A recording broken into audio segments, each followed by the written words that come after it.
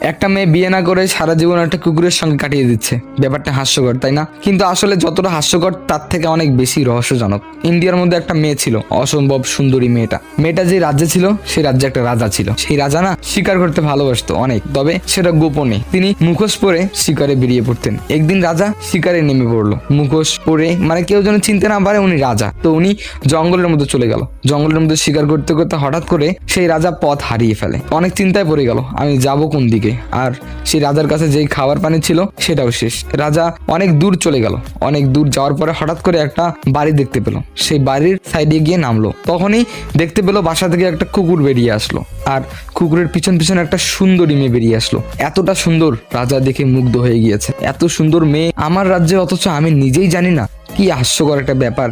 যাই হোক, তারপরে ওই রাজা ওই গ্রামে ঢুকলো। গ্রামে ঢুকে বলল, আমি এই রাজ্যের রাজা।